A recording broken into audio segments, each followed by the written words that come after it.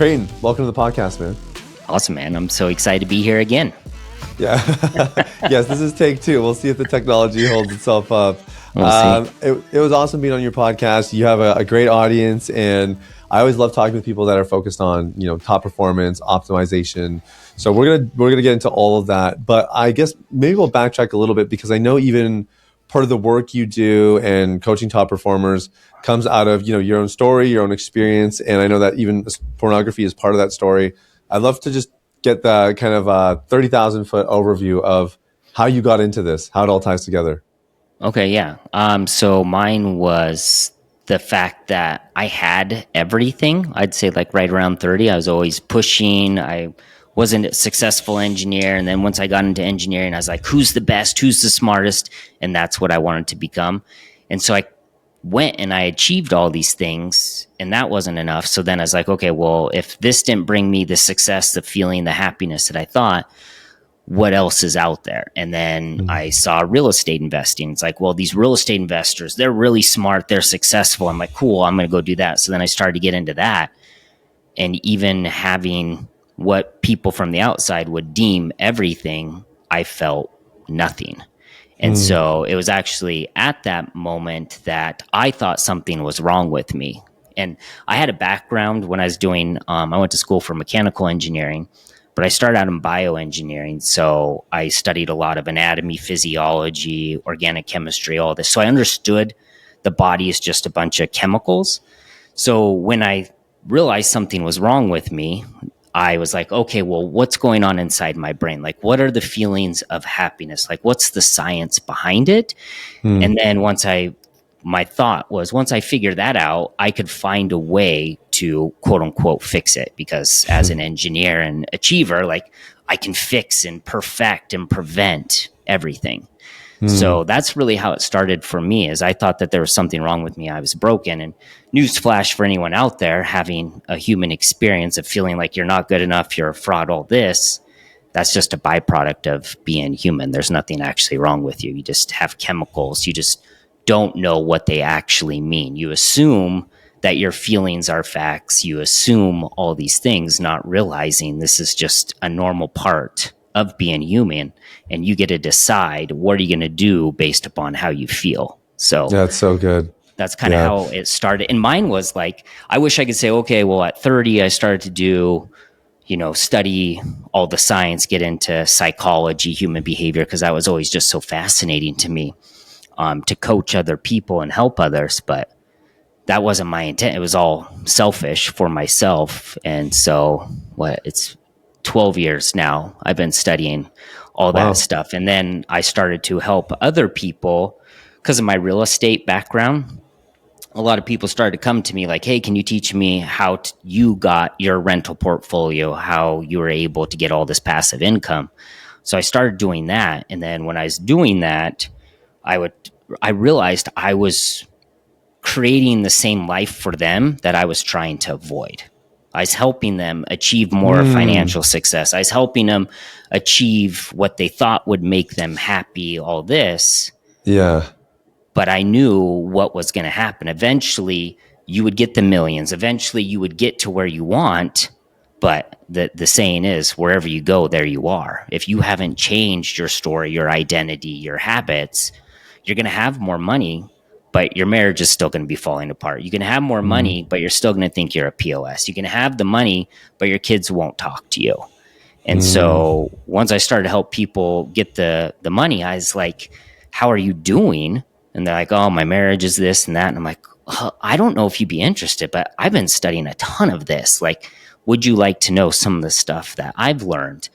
And so once I started to teach people that, I was like, oh my gosh, this is so much more fulfilling because, and this is why I love working with men, because if I can go in and help a father, he can change his whole family's trajectory, because when the father changes, he changes an impact on the kids and on his wife. It has such a big trickle effect. Yes. Because they're supposed to be, biblically, they're supposed to be the leader.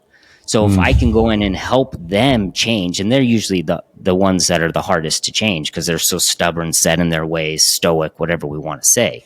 Yeah. So I found when I can go in and help them, the impact that that has on the family dynamic was so profound that That's amazing. I just got addicted to it. So Yeah, that's really cool. So yeah, there's a lot to unpack there. Maybe the other question I'll ask, just to tie your story together, is I know faith is also part of your experience. Obviously, you just referenced the Bible. Where did that come in to all of this? Because I know it wasn't always there. how did you know that? You told me when you interviewed me on your podcast. Yeah, yeah. I was going to say, I don't know. Most people don't know. Well, that's interesting because, and I hope this is maybe helpful for people out there, but I was raised Catholic and I always thought that I was faithful and I was religious. I think I maybe mentioned when you're on the show, I actually wanted to be a priest growing up, because I thought what Wow. would be better than to help other people be part of a family. Family was always a big thing for me. Okay. And then I think I was like 14, because I was an altar server. I did all the Catholic things, confirmation, checked all the boxes that I'm supposed to check. I realized that they couldn't have a family. And I was like, man, I really want a family. So I Wow. kind of stopped. And then fast forward, I went to college and all that. But I was, say, a practicing Christian, I'd say. Like, I had all the belts, all the attributes, but I never really read the Bible. Like, I knew the stories, I knew all this, but I wasn't seeking more. Does that make sense? I was content with what I had. And Yeah. so fast forward, I would say that I wasn't really Christian or didn't really have faith. I just like to have that, hey, I'm Catholic. Hey, I know, which I really didn't know anything. And it wasn't until I started to do all this psychology stuff of going down the rabbit hole of science, because I was so being an engineer, like science was always, I needed tangible, and which is the paradox, right? The opposite of faith is to know, right? If I know, I don't have to have faith. So my whole life was off of, I know, I understand, I'm smart, I'm all these things. And so going down the psychology, studying, quantum physics, all these things, realizing that when you go down that rabbit hole, and I'll see a lot of people that are like, oh, I'm into mysticism or I'm into meditation and whatever. I'm like, oh my gosh, please keep going. You're close. Because at the end of that, you're going to recognize and realize that there had to be a start. There has to be a beginning for even all of that stuff. But the one that hurts me is when people start to go down that route and they don't keep going all the way. They'll be kind of like what I would say, as Catholic. And maybe not all Catholics are like this, but I have my own opinions that we probably don't want to debate on the show. But that they think they know, but they're not really going to the Bible to understand the words. They just think what they have is enough. And so these people that are studying, more of the energies and that stuff and meditation, which is great, but just please keep going. There's something deeper. And once you keep going, I mean, that's what led me to the Bible. Because I was like, okay, well, my wife and I, we went on these meditation retreats. We did all the energy, spiritual stuff. And we're like, there's just still something empty. There's still something this can't explain. There's still something here. And the interesting thing is, it was all because of my wife. She's always been the one, because she's the opposite of me. She's all about, she doesn't need to know or understand anything. She's like, well, I just have faith because it is. I'm like, what? That makes no sense. But since she was into it, I was like, all right, well, you know what? I'm going to study this. And being an arrogant idiot, like I always have been, was like, I'm going to go into this the same way that I went into when I studied organic chemistry. It wasn't required for any of my degrees or anything. I just didn't believe chemistry was real. I was like, there's no way molecules and atoms make up this world. So I'm going to go study this just to find out. This is how arrogant I was and still have tendencies. But I'm going to go study this to see that they're wrong. And then as I got into chemistry, I was like, oh, actually, this makes sense. So it was the same thing when I went into the Bible.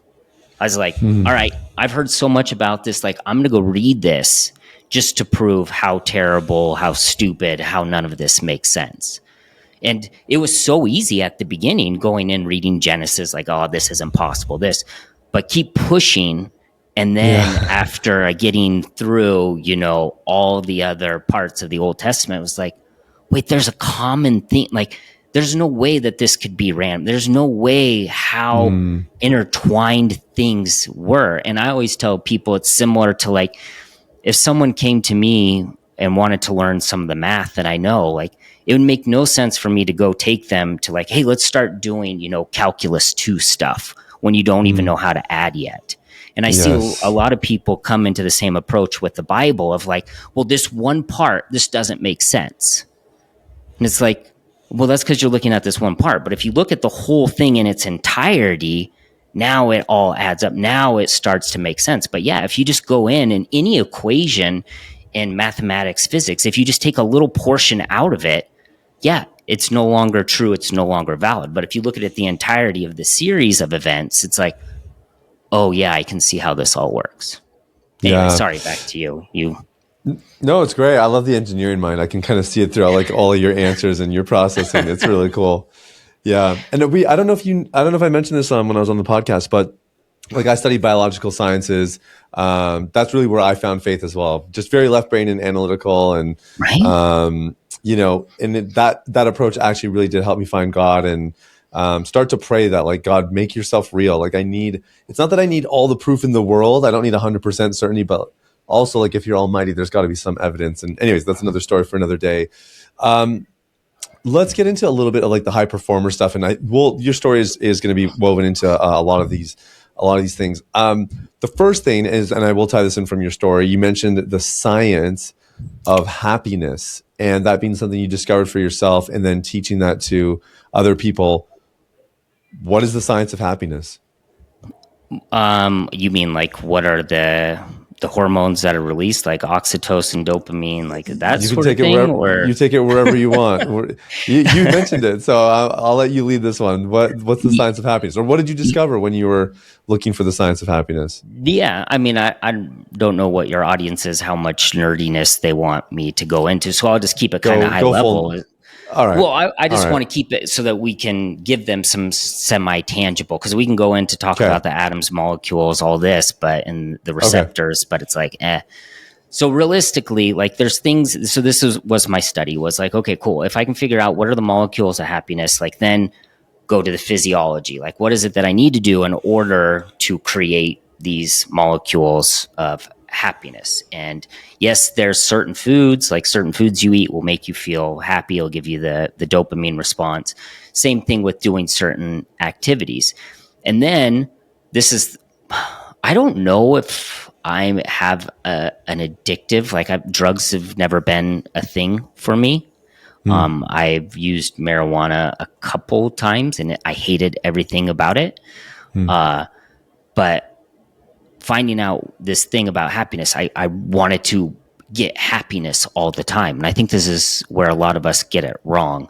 So the thing is with happiness and with like dopamine receptors that make us drive to find more happiness, like we can only have so much of it. So once I started to study happiness and understand, okay, well, these are the things I can do. These are the foods I can eat. These are the ways to quote unquote control happiness in my life. I came to the understanding that it's actually not physically, biologically possible to be happy 24/7. That there's nothing you can actually force. There's nothing you can actually do to feel that way all the time. And once I understood that, I remember walking down my street. This is when I was still living in Seattle. And I remember walking down the street one time and was like, okay, if I can't force and control happiness all the time, like what if there was a way for me to appreciate the bad as much as I appreciate the good? And I didn't know how at the time, but I just love this idea. Because if we think about the totality of our life or of the year, if only maybe 60 days of 365 were allowed to be happy, euphoric, like, oh my gosh, this is the best day ever. then the other 305 are just wasted and useless. Like, true or not, I didn't want to subscribe to that kind of life. Like, okay, I'll accept that the 60 days are awesome and those ones are going to be amazing. But what can I do with the other 305? Is there a way to maybe not quote unquote feel happy, but be grateful for these as well? Yeah. And there's really, it's just a decision that we have to make that, okay, the highs are going to be high and they're going to be great. But the lows, I started to realize, were necessary for the highs to be high, because Yeah. you can't have the good without the bad. You can't have the sweet without the sour. Like, those are Yeah. necessary. Yeah, it's really interesting. Like we're just so adaptable, right? Yeah. So if whatever it would be our high or our super happy right now, yeah, if you experience that every day, it's funny, at some point the novelty wears off. Like even if in theory it was true, I guess, it would eventually it would wear off, it would feel normal and you'd want something more. And in our space, that metaphor has so much relevance because that's kind of what pornography does, right? Oh, yeah. Pornography is that high, and Yeah. at first you seek it out occasionally, then you seek it more regularly, and you think, if I keep watching this, I'll feel great, it'll be amazing. But then eventually, your brain adapts, and Yeah. then the stimulation isn't really that exhilarating, and so you need to watch something new or something more intense or whatever it is, and you just kind of keep seeking that high, and nothing ever really satisfies. Yeah, and you get addicted. There was actually an interesting study that just came out about morphine, that they had these patients come through to they could tap a remote to release morphine to themselves. And what they found is, because the old model was, most people do drugs, do a thing once they're addicted to try to get pleasure again. Right. And so going back to pornography, like when I used to watch pornography, like, man, it made me feel alive, or it got me so happy. But now it doesn't make me have that feeling anymore. Right. You don't Yeah. get that big dopamine hit at the end anymore, because your dopamine receptors have built up a tolerance. So you have to go bigger. But what they found is that it's actually, we're doing it not out of seeking pleasure. Does that make sense? So because the pleasure can't be found, we're actually doing it out of the just wanting the thing. So what they found, going back to this morphine thing, they found that when they had the people come in and hit the morphine, sometimes they gave them a placebo of just saline solution. So they didn't know the difference. But the cool thing that they found is, even though they're getting a little bit of dopamine or getting a little bit of morphine, they would ask them, because the person that was administering the study would say, hey, how do you feel? Because they knew that they just got some morphine. You're like, hey, Cynthia, how do you feel? And they're like, I don't feel any better. But they would keep hitting the button because they wanted more. So they were being driven by the wanting, not being driven by the feeling. Now, on the opposite side, when they were given the placebo, same thing. They would do it and be like, hey, Cynthia, how do you feel? They'd be like, I don't feel any better. But they wouldn't drive to keep hitting the button. They were satiated. They were done. So this is a lot of us, no matter what the addiction. This was just for morphine, but I'm assuming it's the exact same principle as far as pornography. Your body gets addicted to just wanting the thing. They're not doing it to get the pleasure anymore. And so one of the coolest things about this is knowing that, hey, I have a problem, I'm having this. And usually when we're being driven by addiction, we're not using our prefrontal cortex or logical thinking. That part of our brain shuts off, because we're just being driven by just our automatic, drive to, I want to do this thing. So if we can find a way to activate your prefrontal cortex and actually start to bring logic in, is the best way to start to break whatever addiction we have. Man, so interesting. The one of the leading researchers in porn addiction recovery for years was a guy named Dr. Gary Wilson. And one of the things that he found about people who were really, really addicted to porn, like one of the best indicators, and this is his language, is very similar to what you just said. It's, you want it, but you don't necessarily like it. And it's not porn. Right. It's This is not why I about love that. to study addiction, because addiction, I mean, whether we're addicted to being lazy, to being, watching Netflix, to being addicted to some pattern in our life, we can use it towards porn. And this is why I love to study it for, my coaching, is because everyone's addicted to something. It might Mm, not be as harmful, but we're all addicted. And realistically, we're all just addicted to some chemical response, is really what it yeah. is. Porn Yeah. gives us dopamine. Food gives us dopamine. Whatever it is, it's really just this release of chemicals inside of our brain, but we all have different vehicles to get the Yes. quote unquote feeling. So, yeah, that Yeah. makes sense that he's talking about this for porn, but for any substance, any addiction out there, it's the same thing. And that's when that you're addicted, is when you no longer feel good. You don't get that pleasure anymore. And so, I mean, it's probably too late for people that are addicted, but that's one of the first indicators to know that you have a problem. If you Yeah. aren't getting pleasure from it anymore, sorry, you're addicted. And at that point, you have to find a way to cut off the drive of, I just want it, even though it doesn't satiate me anymore. Wow. Yeah. It's fascinating. So, at what point for you, because you kind of mentioned like, this external success, having the things that everybody from the outside looking in would say, like, yeah, Creighton's killing it. He's got a great life. To Yeah. where you are now, I think that's what they were saying, right? Something to that extent. Yeah. Yeah. What I see now, and just getting to know you a little bit, is you seem very content, and I know you're still a high performer. You still have that drive for excellence. You're serving a lot of people. What shifted? Where did you finally like cross the line where you're like, okay, I don't know, I'm not just chasing the thing, but I actually feel fulfilled in my life. When Yeah. did you know you had reached that point, and what was so different? Yeah. That's a great question. Thanks for asking that. I think that anyone that doesn't know who they are will continue to strive to find something to define who they are.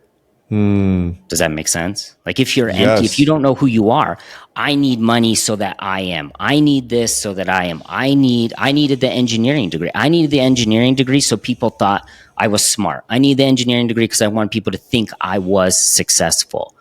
So when you actually can remove those, and I would challenge anyone that wants to get to whatever point I'm at, who knows if it's right, but figure out who you really are and who do you want to be. Because when you know that, now you're not afraid. And this is one, I was talking to someone the other day, that so many high performers, I don't know if you run into this, so many high performers are afraid to get rid of their anger, their scar tissue, their stuff, Yeah. because they think if you get rid of that, they won't strive for greater betterment anymore.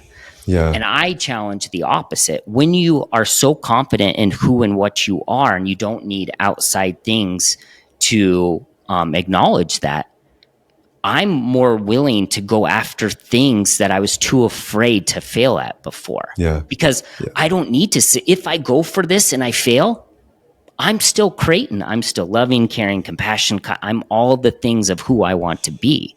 So Yeah. whereas before, I was too afraid to reach for things that, what are they going to think about me? What if I fail? What are they going to say about me? So I actually live such a sheltered, scared life, even though I would have never told you that. I'm like, oh, I'm so ambitious. I'm willing to do this, but not if I will fail. Because again, in my mind, if I failed, therefore I am a failure.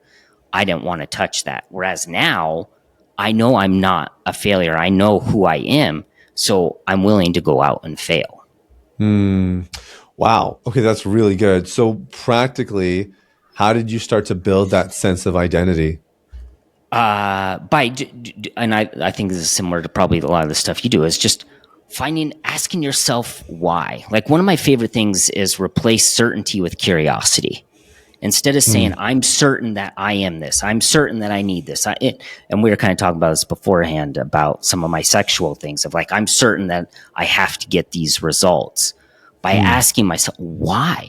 Like, why do I have to do that? And same thing, I would say for anyone that has addictive behavior, of ask yourself, well, what is happening that's making me want to seek this out? Like, what is the trigger? Yeah. What's the down thread? Is it the environment? Is it whatever it is? Like, what is missing that's making me want to do these things. And so that's what I did of like, well, why do I want to get this success? Well, and as long as you're able to be vulnerable and honest and courageous enough to answer those questions, you'll change your life. Like, I wanted to get success, so I thought people were good enough. They thought that I was good enough. And it's like, okay, well, why do I think that I'm not good enough? Well, because of my childhood, and I was one of 7, and all of these stories that I had, and be like, okay, well, is that story actually true? And you could say, yeah, it's true. Those things did happen. And be like, okay, well, do I want to continue to live my life believing those stories? And then it's like, no, not at all. Like, if anything was, and for me, I think this is really easy if you have fathers on the show, because it's easy for a lot of us men, at least it was for me. At 30, I was done. Like, this is just who I am. I'm stoic. I just force myself. I just am this robot. And 30 years. I'm not wanting to change any of that. Like, 30 years, like, this is just who I am. I'm defined. I'm done. Yeah. But it was once I had my daughter, and I remember talking to a therapist and going through all this stuff. And she was so amazing. She saved my wife and I's marriage. We almost got a divorce, but we talked about, like, okay, do you want to pass your traits on? Do you want to pass on the way you feel about yourself? Do you want to pass on the sensation drive that no matter how much you achieve, how much you succeed, you still feel terrible about yourself? And I was like, I will cry right now. It was like, her name was Sally. I was like, Sally, I will do anything in my power to make it so no one else on earth has to feel the way that I felt about myself. And so anyone that's going through this stuff, like, what do you want your kids to learn? Like, what do you want them to feel? So I would challenge you to challenge your stories and recognize that you can change them. Wow. Thanks for sharing that, man. I think it's funny how many guys have that story of, I used to be XYZ. I used to think XYZ. Then I became a dad. Like, just fatherhood really puts things in perspective. Yeah, it brings things to the surface. It exposes areas that need attention. And I love that question that Sally asked you, like, what do you want to pass on? Yeah. That it just puts it in perspective. Like, your daughter, like, you're going to be the template of what it looks like to be a man. And probably, like, we have a saying in our community that as fathers, we're the template our sons copy that our daughters marry. Oh, right. And so, like, it's so important that we are really taking who we are seriously and our integrity. So if someone comes to you, Creighton, they want to optimize their performance, or they have kind of this disconnection of, like, I know I'm doing the stuff and people think I'm successful, but my marriage is falling apart, or I'm really not feeling, secure in myself, or whatever it is. Do you jump into the identity stuff right away, or where do you get started with somebody who's trying to live a fulfilling and optimized life? Yeah, I mean, for me, I love. I don't know if you listen to Alex Hormozy, because a lot of people will say, like, you can lead a horse to water, but you can't force it to drink. And I love Hormozy. Hormozy's like, that's not true. You can salt it, you can bleed it, you can do all of these things to force it. Yeah. But what I've realized from a lot of my coaching, like, I like to figure out, what do you actually want to change? And then when people say, hey, I want to fix my marriage or whatever, then I love to bring up, what are you willing to suffer and sacrifice to make a change? Because if you haven't opted in to the discomfort of change, let's go find something else. Because I guarantee there's something out there that you're willing to suffer and sacrifice. Like, look about porn. Like, you're willing to sacrifice your marriage. You're willing to sacrifice for this feeling, for this thing.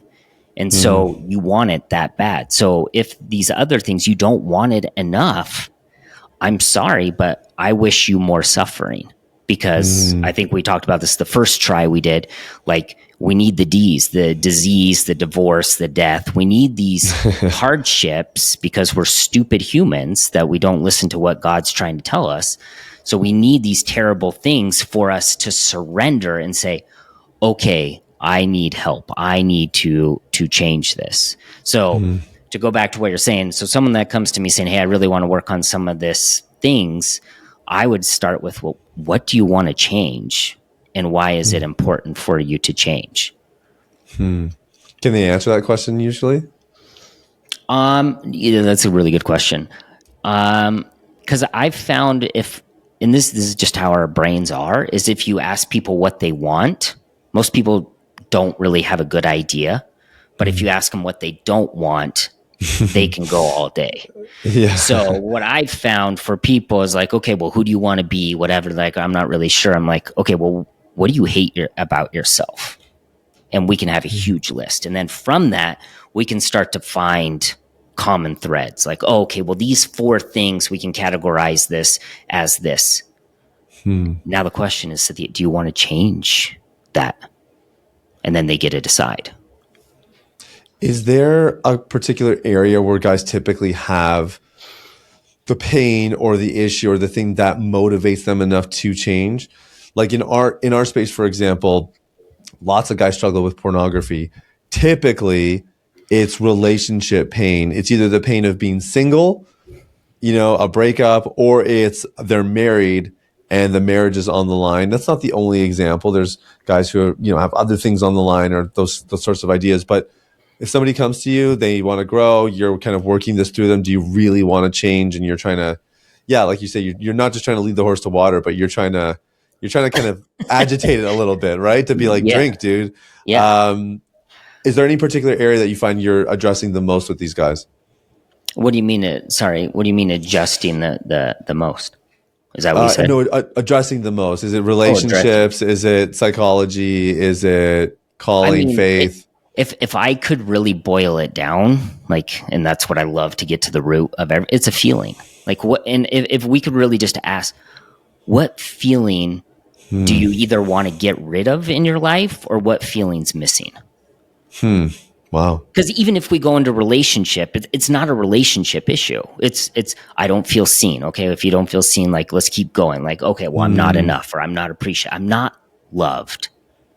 Is really what it comes down to. Yeah. And so really literally this is what I've realized from everything in our life is everything comes down to a feel. We're all just addicts. We want to feel happiness. We want to feel, and we have the caffeine, we have, the phones, we have the porn. We all have these vehicles that will get us this feeling. And this is the coolest thing, just to throw this out there, and then we can go wherever you want to go from it, is we can dilute people down to we're just addicts trying to get feelings. And the problem with that is most of us are deciphering our feelings on our own. So what I mean by that is I'm going off of what do I quote unquote know? I just had my birthday. I'm 42. So I'm going off of what I think is 42 years of experience of, okay, I think I know what this feeling means. I know when I feel this, I should go do this based upon my 42 years of wisdom. And we think about that. That's so ridiculous to say that, because if my 5-year-old daughter was like, well, based upon how I feel, I think I should go scratch my brother because he wronged me or whatever. We're letting our interpretation of our quote unquote life experience dictate the action we take based upon the feeling that we have. Really, and this is where I love bringing in the Bible, because the Bible has the rules. It gives you the instructions, not based upon your stupid wisdom. It goes off of God's wisdom, which tells you this is what you're supposed to do, regardless of how it feels. And when you have that instruction manual, it's so much. So when I have feelings of lust, it's like, okay, well, Creighton has feelings of lust. Creighton is attracted. Creighton's this. Do I do what Creighton does, or do I do what God commands and request of me? Because I guarantee if I do what he's instructing and telling me to do, my life's going to be so much better. Not in the moment, but in the long run. Yeah, that's really good. So I'll refine my question then. Sorry. Are there... No, it's good. It's a really good explanation. Are there specific feelings that come up more frequently that you find people are chasing after? Love. To be loved, or to feel in love, or to love someone? I think both. I mean, that's what Jesus' commandment is love, right? So I think that they nailed it on the head. We all want to feel and experience love. That's why people kill people. I feel like they didn't love me. They stopped loving me. We do irrational things because we don't feel loved. But there'll be other things I'm angry. There's all these other emotions that kind of play off of that. But to dilute it down, I would say it's either love for self or love for others. And a lot of men that come, like, they don't think they know how to feel love towards their spouse. They don't know how to feel love towards their kids or whatever. And I love to use the analogy of, if I go back to myself, the emotion that I knew the most was anger. I was just an angry, aggressive person. Okay. But just because that's all you know doesn't mean you don't experience other things. Like if I asked you, Cynthia, how many red cars have drove by your house today? You're like, I have no idea. But it doesn't mean that no red cars came by. You just weren't present to them. Every person in their life is having tons of emotions. We're just not paying attention. We're only listening to the ones that are really big. And the only reason why they're really big is we're really good at focusing on finding that quote unquote red car. And so for me, when I started my journey, I didn't know what other emotions or feelings were.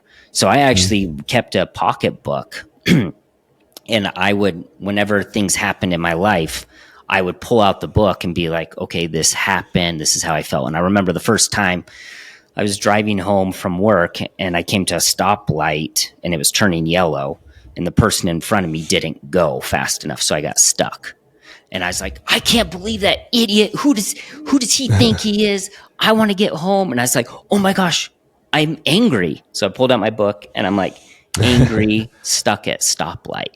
And I put it back in my pocket and I drove home. And when I got home, I opened up the door and my daughter, Kyla, came running to me. And I was like, oh my gosh, Kyla, just a second. I pull out my pocketbook and I'm like, happy ? Kyla hug. And so just starting to be more present throughout the day and asking myself the question. And the cool thing about this, I mean, if we really break down the science, like activating your prefrontal cortex, like just being more curious throughout your day, your life will change so much. But the problem, most of us are just going through an automatic programming. I wake up, this is what I do. I'm angry. I'm all these things. We're going through our life with certainty. I just am this way. I just feel this way. And when you are living in a life of certainty, you're not allowing any more possibility, anything to change. Wow. I love the intentionality. Again, you and I sound so alike because when I was trying to quit pornography, and I discovered that my feelings, my inability really to understand my emotions was driving why I watched porn. People like, when I got into the deeper weeds, they were like, okay, well, why are you watching it? I was like, I don't know. The urge just kind of comes and I act out on it. I don't know what else to do. Right. I need more willpower. I need to be stronger in the moment. Those are all my solutions. And they're like, no, there's other things that lead up to that moment. There's including emotions. And I was just totally blank, like I was an emotional zombie. And so do you know what the feeling wheel is? The feelings wheel? You ever seen that before? I hated that. Yeah. I mean, mine was like, and then this is just like colors, right? Like I think a lot of us, when we're kids, we start with like 5 primary colors. And then from there, you get this big wheel. And I think emotions can get a little daunting because I don't know how many different variations of the emotion wheel. There's some that are just like 3 or 4. And then there's some that are like 7. And there's some that are like 100. Yes. Yeah, exactly. Yeah. So we always use the one from feelingswheel.com, which I think it's 3 concentric circles. There's like 7 in the middle, and then there's another probably 21 on the outside. And then anyways, it gets big, it gets expansive. But I literally needed that thing to be able to label emotions. Like I had nothing outside of it. And it was so helpful, so much so that the first step of anybody that we're working with is building self-awareness. We literally give them the feelings wheel. We give them the journal. Because we're like, dude, you got to understand what's starting to go on in there. So wait, can I ask you, what was your feeling? And then you feel free to come back. What was your feeling that was your trigger? When I feel X, I go to pornography. Powerless or out of control. Oh, wow. Interesting. So that was a way for you to feel in control by... Yeah. And if you looked at even the kind of stuff that I would watch or the stuff that I would fantasize about, all of it was putting me in the driver's seat, quote unquote, or in, position of control. That's interesting. Mine was more for like boredom. I just wanted like a feeling of like motivation to like go do something. I'd Interesting. say if I go back through majority of the times that I've went to porn, it was like to give me some sort of stimulus to be Mm. like, okay, well now I'm going to go do my work or go do the thing. I needed that like hit. Yeah. So how tied in for you, and I think this is part of the bigger conversation as well, but how tied into purpose is that for you? As in like, Oh was it that like having the stimulation gave you a sense of motivation so you could go and fulfill a purpose or at least that sort of thing? no, it's just a chemical hit of now Yeah. I have adrenaline, dopamine coursing, so now I can go do a boring task. Oh, I see. Okay. Does that make So you need sense? something Like, exciting first so that you could, it's like, okay, at least that was thrilling of to some extent. Now I can go do what I yeah, need to because do. I can ride that high, and this is something that I've done with a lot of people. Of not only do I like to help people with time blocking, but I think energy blocking is really important because you'll see Oh, if you're doing yes. a bunch of things that are depleting your energy, I guarantee after two of those, you're going to quit on number three and four. Yeah. Or So you'll do them we poorly. yeah, if that, but I guarantee at some certain point, you're just going to stop doing it. You're going to come up with an excuse. Because we're addicts. You're going to seek some sort of dopamine from something. So you're going to be like, okay, well, I know I'm supposed to make these calls, or I know I'm supposed to do these emails, or I know I'm supposed to do bookkeeping, but I've already done all these things that depleted all my dopamine. So I'm going to go scroll. Someone tell me that they like me. Someone give me some sort of dopamine hit. And then as soon Hmm. as they have that, now they'll go do whatever the thing is. So I think it's It's so really important. And interesting. that's what I realized is like, I need to stack my day where I'm conscious of my energy. Like if I do something that's depleting, I have the awareness now, thanks to God, like that I know what I need to go do to boost my energy. I go hang out with my kids real quick, go play with them for like 5-10 minutes, or like just go outside, do some jumping jacks, or get on the phone with someone, like gives me Mm. a huge high. Boom. And then I can go do that thing that's going to bring me at a low. And then I know I'm going to be at a baseline. So I have to pair that with something that's a high again. That's really good. Okay, so this is actually a perfect place to camp for a little bit because Sure. this has a good recovery tie-in and a good high performance tie-in, which is your energy levels. And I love what you said because this is something I would say I really have just learned in the last maybe the last 12 months or so. I'm really good on the time management side and prioritizing the important things first and all that. I Okay. really, this whole concept of managing your energy levels or kind of orienting your day around energy levels was very foreign to me. And so I owe a lot to Dan Sullivan of Strategic Coach. I don't know if you've heard of him. Yeah, I know Dan. Yeah, so his entrepreneurial time system and all that was really, really helpful just to think about what energizes you and how do you Yeah. stack your days accordingly. Um, let's say someone's coming to you and so they know how to get stuff done. Somehow they get the stuff done that allows them to achieve or at least push things forward. Okay. But like you said, they're drowning in the bookkeeping. There's still things slipping through the cracks. They're not really on top of things. But they say like, but Creighton, I know how to manage my time. I'm managing it well. And you know they need to learn how to manage their energy. How do you begin that process with someone? Can you give me a little more specific of like are they like how is that having an impact in their life? Does that make sense? Like Yeah.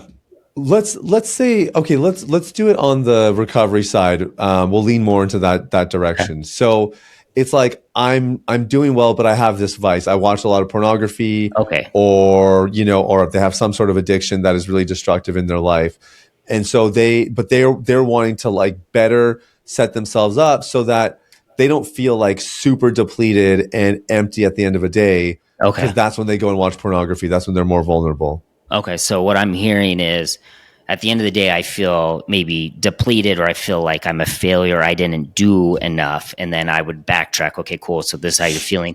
What is it that you did today that made you feel this way? Okay, well, I was watching Hmm. pornography or I was doing this. Then my thing, I would want to go to like, what was the feeling that led you to want to go to pornography or to do that? Because like to me that's I always want to get to the root cause rather Mm. than just saying, well, okay, Cynthia, instead of watching porn, go watch cartoons or go like I Yeah. that always Yeah, we just know that's not makes going me to work. yeah, yeah. And this is one thing why I started to do the energy blocking is I used to have so many people come in for coaching like, can you help me come up with the perfect schedule. I'm like, okay, yeah, cool. So we came up with the perfect schedule, and then we'd meet next week. Like, hey, how did it go? Oh my gosh, I didn't do this. I didn't do this. I didn't do these things.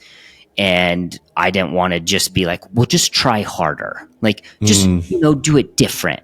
I'm like, there's a reason behind this. So then we would circle and highlight, like, what was the common theme? What's the commonality behind? What was the feeling that you had when you were going into this?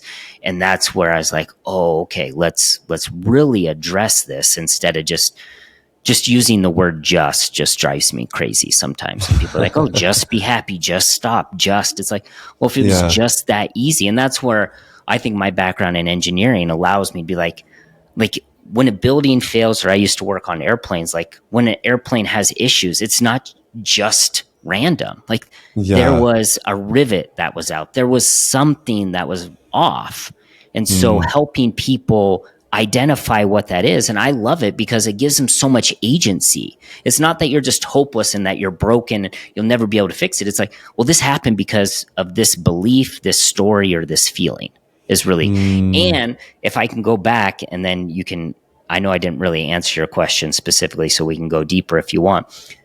But the overarching theme, not only are people feeling based, but the way to get out of that, and this is what I was talking about with having the Bible, but what is your purpose? What is the thing that's really pulling you? Are you allowing yourself to make their own decisions based upon what's going on? Or do you have a purpose that's bigger than your feeling? Because most of us will go through our day of, I feel like I felt tired. I felt all these things. But since I have a purpose, like I want to go to the gym to be healthy for my children. I want to go to the gym to be an example for my clients. Like I have a purpose. So it's not just doing it because I feel excited or I feel happy to go work out. It's like, no, Creighton, what's the purpose? What's the function behind this action?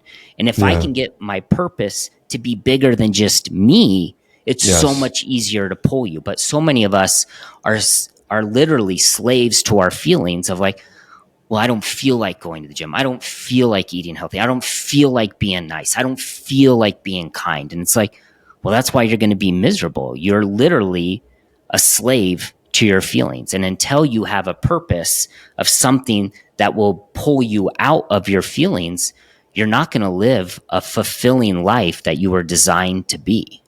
Yeah, that's good. Yeah, the purpose thing is so, and again, in our space, there's tons of data that shows when people don't have a sense of purpose in their lives, way more likely to watch pornography or, jump into all kinds of misbehavior. And I think on the flip side, it goes to what we were saying earlier, where if you do live by those feelings, you won't do the thing that you're supposed to do, even whether it's a workout, avoiding a food, avoiding pornography, dating your wife on a weekly basis, whatever it might be. You mentioned time blocking. So okay, let's go back. Yeah, sorry. Yeah, so just get us the nuts and bolts. For somebody that does want to try to do some time blocking and get a little bit ahead of how they manage their energy and their time. Okay, what does that process look like? Yeah, so I'll try to keep it a high level, but like you got to figure out one. I would tell you what is your purpose. Like figure out what is your driving thing, and then once you have that. Let's break that up. And this is one thing that I always do is like, what are your values? What are the things that are important to you? Because I can tell you, most of us don't do the stuff because we feel terrible at the end of the day. So for example, if I'm like, I'm a type A, I just work all the time. Cool. I worked all day. And now at the end of the day, I feel like I failed as a father. I failed as a husband. I failed on my fitness. That's not a good thing. So those are big, important things. So everyone needs to look at what are their values. For me, is like faith, family, fitness, finances. And that's usually what most people's are, but you might have some differences. But you need to figure out what your values are. And then you have to decide what satisfies each value. So for me, for my family, I don't have to be with my family 8 hours, 7 days a week. Someone else might say, yeah, that's what I need for this season. Cool. But we need to have clarity under what enough looks like for each one of those values. And this is what I do with a lot of people when they come in. They're like, well, I have no idea. I'm like, awesome. Welcome to being human. You're not supposed to know, but try and see. Let's do 30 minutes a day with family. And then at the end of the week, let's reflect. How did that feel? You know what? I feel like I could do more. Cool. Let's amp that one up. Let's turn this one down. So to me, when someone's coming in for time block, it's not a one and done, and it can change as your life goes. But to me, Yes. having clarity always removes confusion. Most people are confused about their life, all this stuff. But if you can get clarity of who you are, what you want, what matters, it changes everything. So I would challenge that person to get clarity of what enough looks like for each one of their categories. Because most of the time, we're not happy because we're not fulfilling the things that matter to us. Yeah. Does that make sense a little bit? Makes a lot of sense. Yeah, I mean, two things I want to highlight. One is I love that it's an iterative process. I think that's super important because especially when we get into frameworks and stuff, people feel very like locked in, like I got to follow this thing perfectly.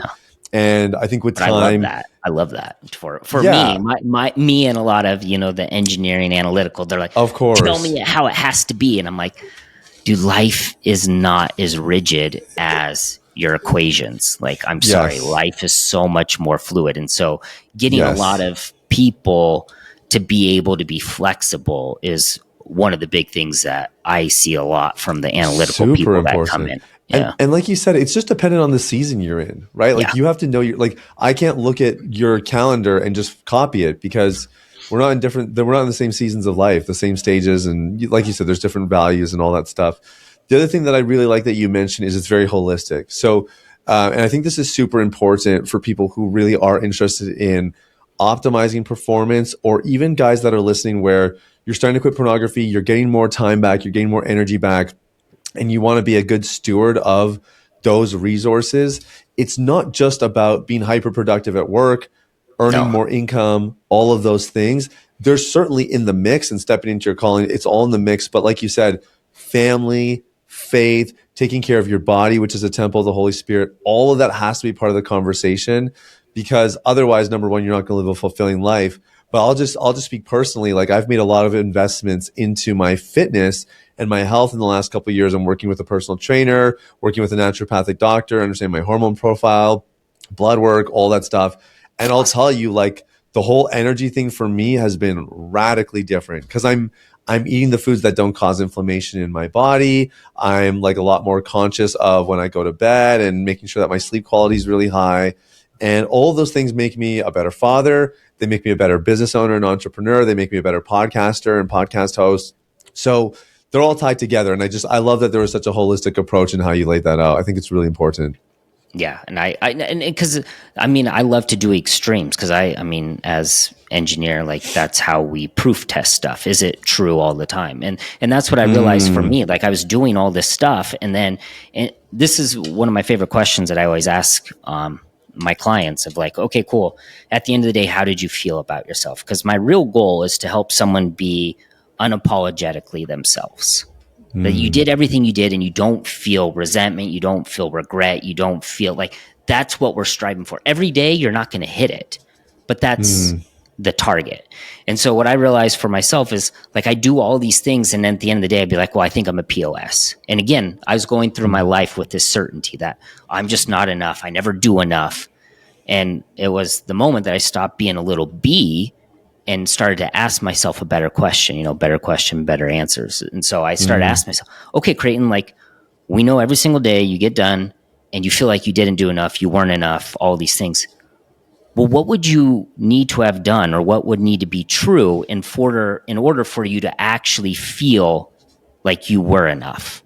Yeah. And I hated that question because I didn't know the answer, but I started to just play with it of like, okay, well, what if I spent some time with my family instead of just working all day? Okay, I did that. And then I'd ask, well, how do you feel?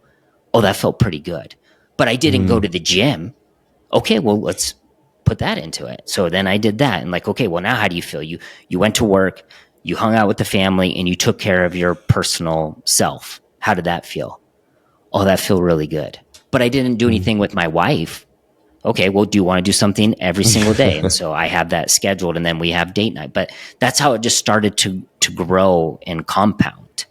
Yeah, it's really good. How does your wife feel about so for me, I like scheduling everything. My wife is not a huge schedule person. She'd be the opposite. But with date night. And we also do like a weekly family meeting, planning meeting kind of thing. Like we worship together, pray together, we talk through the week, we review our budget, we do a bunch of stuff. Wow, that's amazing. She's bought in on both those things, which has been amazing. Took a So little bit wait, of time, can but I ask you and then yeah. ask me yours? Like, she says she doesn't like it, but if you got rid of that and you just were floating like a bag in the wind as well, do you Yeah. think she would actually She'd hate it. enjoy? She'd hate it for Yeah. sure. And I think that's Yeah. why God is so amazing, that he pairs us with these people.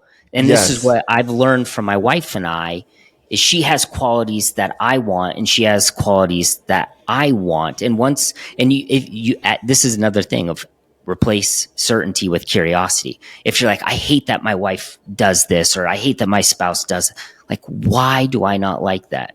And there might be an instance because you're jealous that they're so free. Like, my wife doesn't care about her fitness. She doesn't care about this, and be like, wow, that'd be so freeing to not track your macros and to monitor everything. And then on the flip side, this is actually one of the things that almost caused one of the divorce that we had, was she hates that I'm so structured and I'm all this. And we finally went through it, and it's because she's jealous because she can't do it. And so anytime she sees that perception, it's just a reflection of what it reminds her that she feels like a failure. Yeah. And so now when I'm doing it, because I used to let that impact me because I was so big on, what other people's perceptions would. So when she would tell me like, oh, you're crazy, I can't believe this is so annoying that you track and you do this, I was like, oh, maybe there's something wrong with me. But once I understood that, now I can embrace it and I can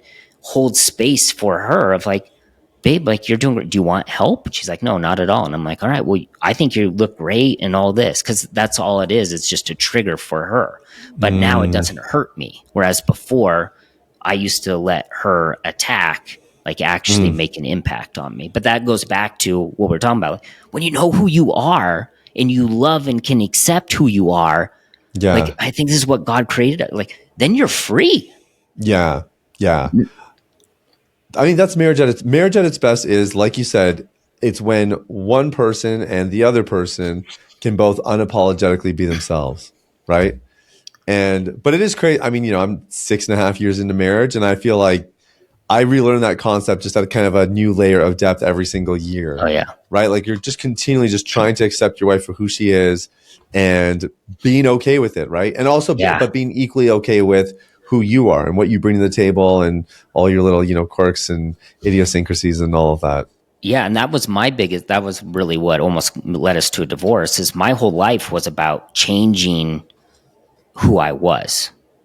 Like, I wanted to be perfect. Any sport, anything, I wanted to find out who's better, who's best, because no matter who and what I was never, and I didn't love myself. And so I feel so bad for my wife because she came into my world, and it's so sad that someone that was so loving, caring, free spirit came into such a hideous, intense life, because I couldn't love myself for who I was. You can be sure that she didn't stand a chance in hell. There was no way anything she did was ever going to be good enough. I nitpicked everything because that's all I knew. That's all I ever did for myself. And so that was so unfair to do the same thing to her. And I would challenge so many men out there that if you don't love yourself for who and what you are, I guarantee you're not doing service to the rest of the world. Because you might think that you're conning everyone and you're like, oh my gosh, I love you, I love whoever. But you're not really playing with love. It's like if I was to go try to explain Indian food to someone, but I never actually tasted it, there's no way I could actually reproduce it or understand. And so until you can actually love yourself, and once I started to find out how to love myself, and it wasn't for me, I had to do it, like I was talking about, for my daughter first. Like, I changed for her. But by changing for her, it changed me. And then once I was able to love myself for who and what I was like, oh my gosh, now the amount of love that I can give to people is exponential to what I thought was even possible before. Wow. That's cool. Plus, the fact that you just made an Indian food reference is taking this podcast to like Well, dude, the nth level. so true story. So I grew up out in Eastern Oregon here, and there's no Indian food, no any of that, and no good Okay. food really at all. Okay. And when I went to LA, and this was started the paradigm of like, what else is true in my life that I'm believing that isn't true? And so I moved to LA, and when I was in LA, my roommate was Indian, like straight from India. And he's like, "Hey, do you want to go to Indian food?" And I'm like, I've heard of it, but I've never had it. And I went and had Indian food for the first time. I was like, oh my gosh, I had no idea that food could taste this good.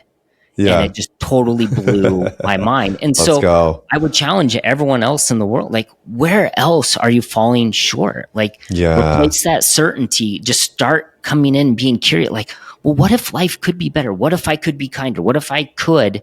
And you Oh, don't even man, know the yes. how yet. This is where so many of us get stuck, especially people like myself as an engineer. I need to know the how in order to do.